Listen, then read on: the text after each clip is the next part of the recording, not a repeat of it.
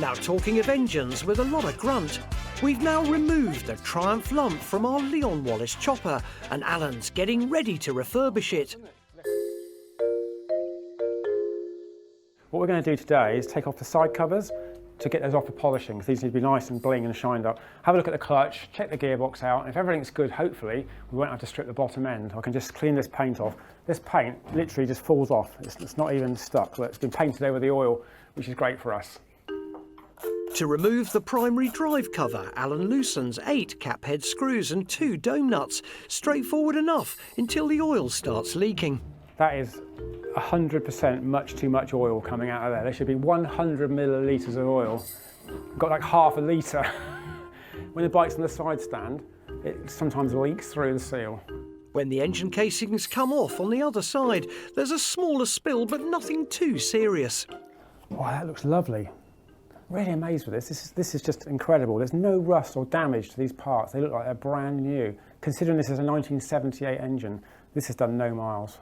It's slightly mucky work, but within 10 minutes, all the covers are off and the engine mechanism is exposed.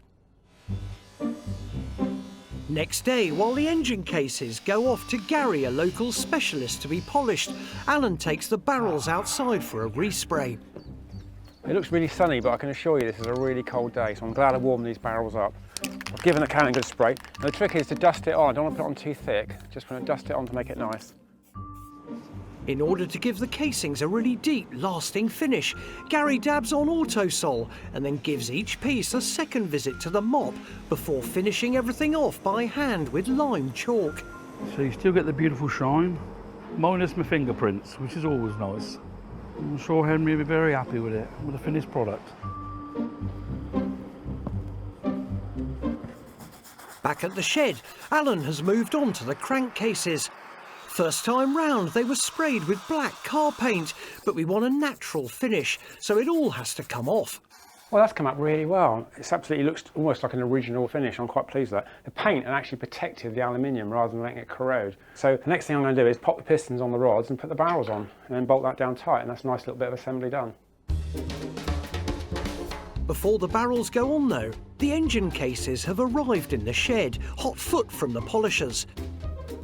Before they go back on, Alan puts new gaskets in place, and after applying a layer of gasket sealant, it just helps make the gasket work.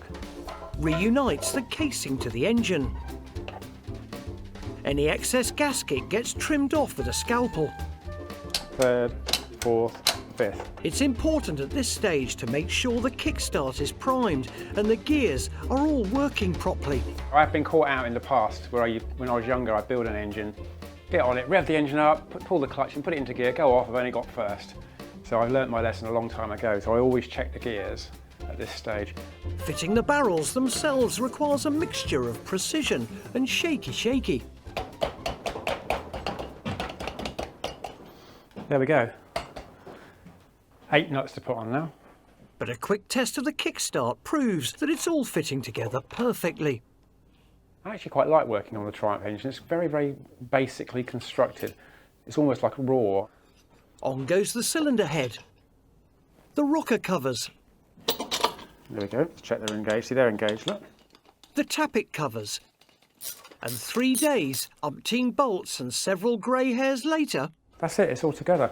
Decided to leave the carbs off for now. We'll put those on when the engine's back in the bike, because it'll make it easier to carry and less chance of knocking them. But she's back together, and I think she looks really nice for a 1979 Triumph engine. It's lovely condition inside, so yeah, let's get it back in the bike.